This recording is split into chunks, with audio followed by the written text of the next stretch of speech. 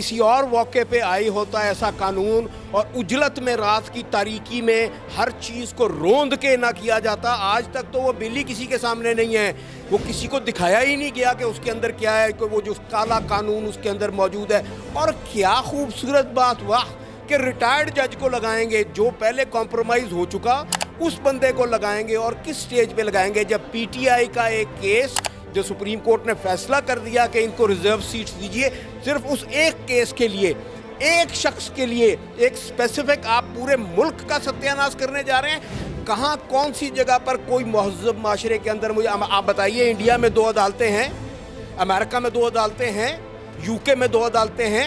آپ ان ملکوں کے نام لے کے کہتے ہیں جہاں پہ کہ آپ کو وہ نظر آتا ہے کہ وہ کینگرو کورٹس اور ہینڈ پک کورٹس ہیں. کیا ہمارا ملک کسی ایسے مہذب معاشرے میں جہاں کہ آپ آئین کے بنیادی سٹرکچر کو ہی چھیڑنے لگے ہوں بغیر ڈیبیٹ کے؟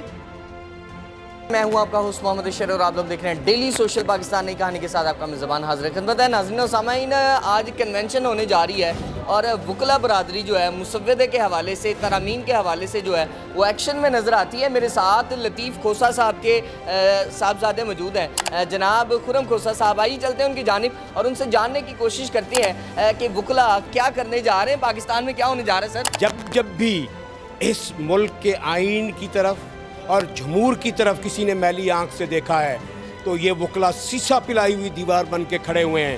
اور آج آپ کے سامنے موجود ہے کہ پورے پاکستان سے یہاں نمائندگان موجود ہیں, سابقہ صدور بھی موجود ہیں, سٹنگ صدور بھی موجود ہیں, سابقہ ممبران بار کونسل بھی موجود ہیں, سٹنگ ممبران بار کونسل بھی موجود ہیں.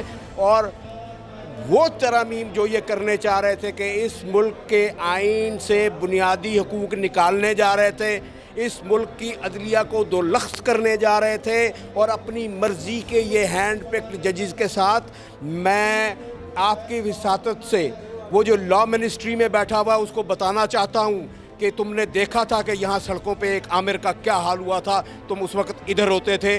اب یاد رکھنا کہ یہ دوبارہ ایسی تم نے کوشش کی تو یہ وکلا جو کل تمہارے ساتھ ہوا نا کنونشن میں, وہ کم تھا, وہ تمہارا سرکاری کنونشن تھا, لیکن یہاں پہ جب آؤ گے باروں میں تو آئے گی کہ وکلا اس ملک کے ساتھ غداری برداشت نہیں کریں گے. ناظرین گرامی, موضوع کی جانب بڑھنے سے قبل آپ سے گزارش ہے کہ ہمارے چینل کو سبسکرائب کر لیں. ظاہر سی بات ہے, آپ کو چیف جسٹس صاحب سے بہت زیادہ تحفظات نظر آتے ہیں تو وہ بھی عدلیہ کا حصہ اور کام وہ بھی کر رہے ہیں مسلسل. تحفظات خالی تحفظات کی بات نہیں ہے, 5 ججز کی ایک ججمنٹ موجود ہے اس سے پہلے جو چیف جسٹس تھے ان کی, کہ یہ بائسڈ ہے پی ٹی آئی کی طرف اور پی ٹی آئی کی بانی کی طرف. اس کے باوجود ضد کس چیز کی ہے کہ یہ ہمارے کیس سنیں گے. منصور صاحب آ کے آپ کے خلاف, پی ٹی آئی کے خلاف اگر کیسز چلاتے ہیں اور اس کا فیصلہ دیتے ہیں تو آپ ان کے بھی مخالف ہوئے گا.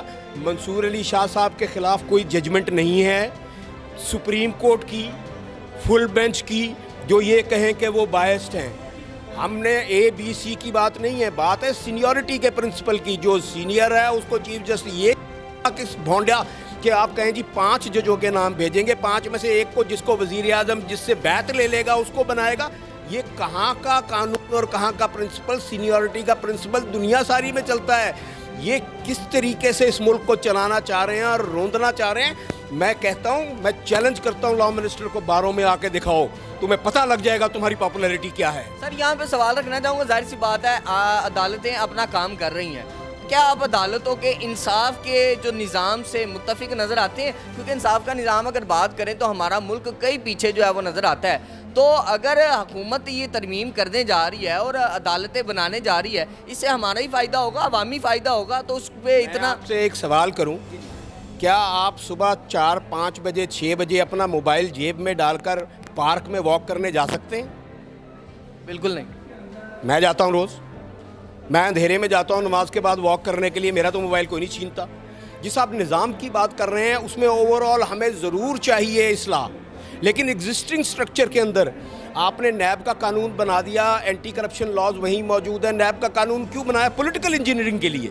اس ملک کے اندر جب بھی قانون سازی ہوئی پولیٹیکل انجینئرنگ کے لیے, یہ سیاسی مفاد کے لیے, سیاسی مقاصد کے لیے, کہ اپنے جو مخالفین ہیں وہ جو ان کے حق میں فیصلے ہوئے ہیں ان کو انڈو کیا جائے. یہ تنگ ہے ہوئے سپریم کورٹ سے. یہ ان ججز سے جو انصاف کرتے ہیں, جو قانون کی بات کرتے ہیں, جو آئین کی بالادستی, یہ ان سے تنگ ہیں. یہ ہم ان کا سپریم کورٹ پہ حملہ کس نے کیا تھا, آپ مجھے یہ بتائیے. یہ تو حملہ سپریم کورٹ پہ خالی نہیں کیا گیا, یہ پاکستان کے آئین پہ, پاکستان کی وفاق پہ حملہ کیا گیا اس ترمیم کے تحت. اور یہ ترمیم کیوں چھپانے کی ضرورت ہے آپ کو؟ اگر آپ سچے ہیں تو لے کے آئیے نا. آپ اس میں سے فنڈامنٹل رائٹس کا 199 نکالنے لگے تھے آرٹیکل, آپ اس میں سے فنڈامنٹل رائٹس کا چیپٹر نکالنے لگے تھے. آپ کیا چاہتے ہیں کہ کامریت آ جائے؟ اور وہ جو بل ایک ابھی سینٹ میں موجود ہے امیر المومنین والا, آپ امیر المومنین بننا چاہ رہے ہیں, وہ ہم آپ کو نہیں بننے دیں گے. ہمارا آئین اس چیز کا متحمل نہیں ہے. یہ واحد اسلامک ریاست ہے جس میں بنیادی حقوق ہر سٹیزن کے موجود ہیں. آپ نے ان سے روٹی کھانے کا حق تو چھین لیا, آپ نے ان سے باعزت جینے کا حق تو چھین لیا, آپ نے بلوں کا بلڈوز کر دیا ان کو, ان کے بچے جو ہیں خودکشیوں پہ آ گئے ہیں. تو اب آپ بنیادی حقوق جو تھوڑا سا رہ گیا وہ بھی چھیننا چاہتے ہیں. ہم یہ ظلم نہیں ہونے دیں گے. ناظرین گرامی, موضوع کی جانب بڑھنے سے قبل آپ سے گزارش ہے کہ ہمارے چینل کو سبسکرائب کر لیں. سر میں یہ سوال رکھنا چاہوں گا کیونکہ خان صاحب ابھی اندر ہیں, اور ججمنٹ کے حوالے سے اگر میں بات کروں تو ابھی 1 مہینہ رہتا ہے ریٹائرمنٹ میں. تو اگر یہی چیف جسٹس خان صاحب کے حق میں جو ہے وہ فیصلے دے دیتے ہیں, خان صاحب باہر آ جاتے ہیں, پھر آپ متفق ہیں دوبارہ لگانے؟